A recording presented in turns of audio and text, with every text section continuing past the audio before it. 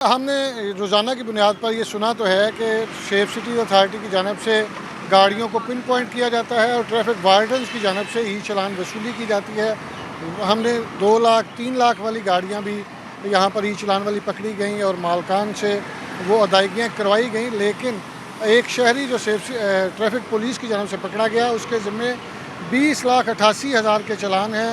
उसके नाम पर रजिस्टर्ड गाड़ियों और रिक्शों की बात की जाए तो वो 400 से ज़ायद हैं और 1500 से ज़ायद उसके ई चलान है। इसी हवाले से हम बात करेंगे सिटी लाहौर से। सर बताइएगा, इतना बड़ा डिफ़ाल्टर आपने पकड़ा तो ये किस तरह चीज़ें पॉइंट आउट हो रही हैं और आप इसको देख नहीं रहे कि इतने बड़े पैमाने पर गाड़ियाँ एक बंदे के नाम पर रजिस्टर्ड हैं?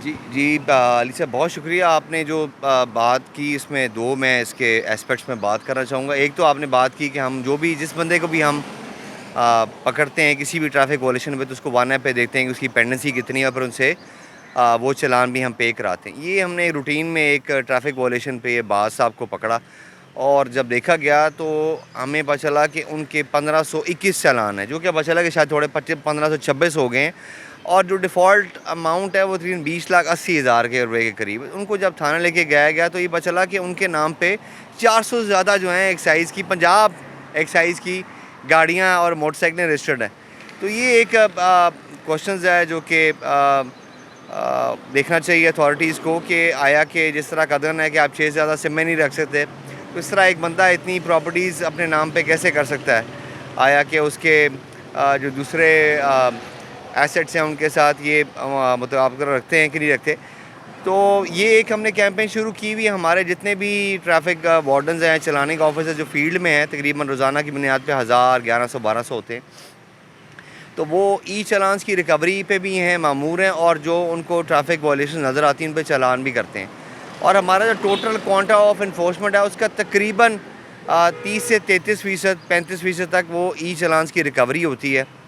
और ये आपके पास मेरे पास जो अपडेट फिगर है तकरीबन 1 लाख डिफ़ॉल्टर गाड़ियाँ हैं लाहौर की सिर्फ पिछले साल की, जिनके चालान्स पेंडिंग हैं।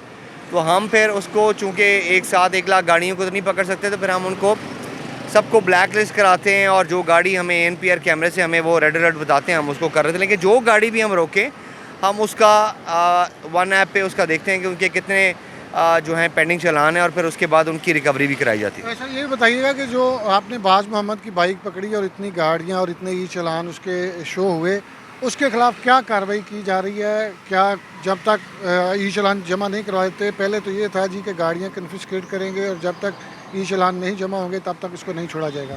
देखिए जी, ये तो बड़ा सिंपल है। इसके अंदर प्रोविजंस हैं कि आप किसी बंदे की भी अगर वो गवर्नमेंट का डिफ़ॉल्ट करता है तो उसकी प्रॉपर्टी अटैच कर सकती है। अटैचमेंट के बाद वो ऑक्शन हो सकती है। लेकिन ये इसकी मोटरसाइकिल इसकी कीमत तो 20 लाख नहीं होगी। तो इनको ज़ाहिर बात है कि इनको अभी तो हमने इनके ख़िलाफ़ पर्चा नहीं किया, अभी तो इनके ख़िलाफ़ वो चालान ही हैं जो इनके ऊपर है। और इनकी जो मोटर बाइक जो प्रॉपर्टी है वो हमने कस्टडी में रखी हुई है और इनके CNIC के ऊपर जितनी भी गाड़ियाँ हैं इनको हम ब्लैक लिस्ट कर देंगे। जहाँ भी ये गाड़ियाँ कहीं भी निकलेंगी तो इनको रोक लिया जाएगा और इनको मजबूर किया जाएगा कि ये जो गवर्नमेंट की तरफ इनकी लायबिलिटी है इसको क्लियर किया जाए इसका। जैसा कि आपने सुना, हमें सिटी लाहौर बता रहे थे कि बाज मोहम्मद के नाम पे जितनी भी गाड़ियां हैं इनको ब्लैक लिस्ट किया जाएगा ताकि ई चलान की वसूली की जा सके। लेकिन ये एक सवालिया निशान है कि एक शहरी के नाम पर 421 गाड़ियाँ, मोटरसाइकिल और रिक्शे रजिस्टर्ड हैं और इसके साथ साथ 20,80,000 से ज़ायद की अमाउंट जो है वो इसके ज़िम्मे ई चलान की मद में वाजिबुल अदा है।